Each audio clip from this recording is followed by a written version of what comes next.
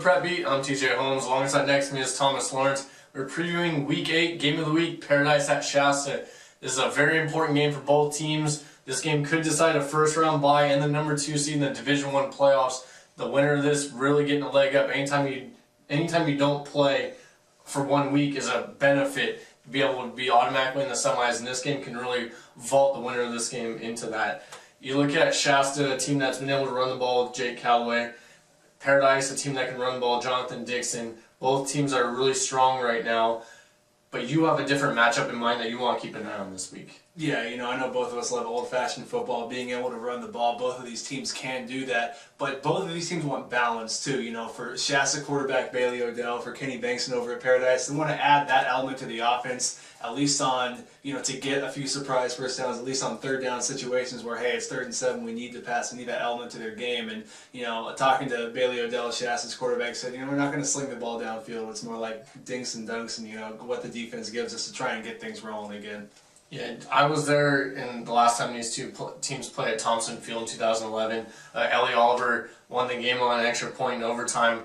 Unbelievable game. It was also the first time Aaron Gingry's beaten Shasta in beaten Paradise in his tenure here at Shasta. So this is a game that's very big for Shasta. They haven't been able to top Paradise too many times, and they want to be able to beat them after the way that Paradise crushed them last year.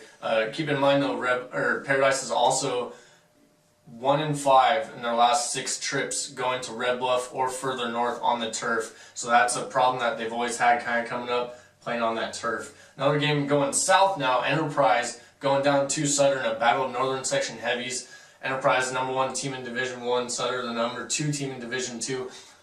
Enterprise, undefeated, trying to get into a bowl game this year. They pretty much have to run the table to get there. Sutter's a good test since they played in a NorCal game last year. They do have the 1 loss, and they're playing in Sutter. Enterprise has won 11 straight games since their last year's loss to Sutter, so they haven't lost since that game.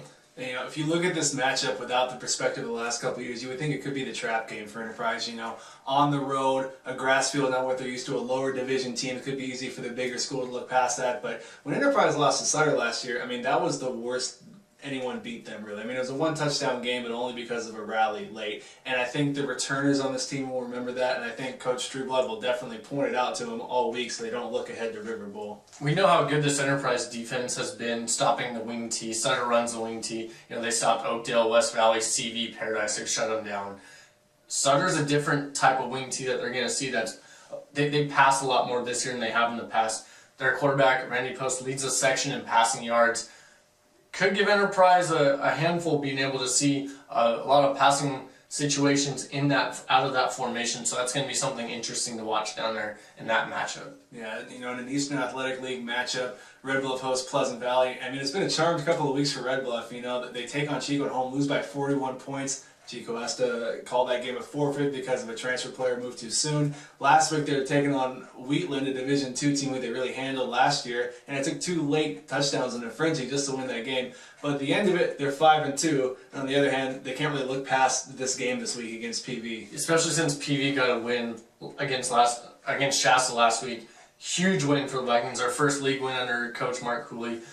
Big win because that means that they are now in the playoff discussion. When Foothill beat PV a couple weeks ago, everyone thought PV was out. They're not making the playoffs this year. That win puts 3 teams with at least 1 league win each in tied right there. And then Chico, who hasn't yet to win a league game, right in the mix. So now you got 4 teams actually vying for 3 spots, and that's why this game is so big. Both these teams have 1 league win, but Red Bluff, they can get a win here. They'll be able to get up and get possibly a home playoff game.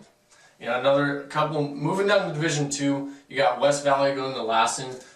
Eagles cruising, number 1 team in Division II. They're playing a Lassen team that just finally ended their 2-game losing streak with a big win over Anderson last week. Another NAL game up by 5. CV goes to Eureka, a minors team that they scored 46 points against last week. Eureka gave up 42 points to West Valley, so a favorable matchup, at least on paper, for CV. Exactly, and there's a lot of big games this week, but none of them involve 2 local teams except for Dunsmuir and Hayfork. That's the only one in 8-man football. So for all the other recaps and highlights and even previews for Friday night's games, check out prepbeat.com.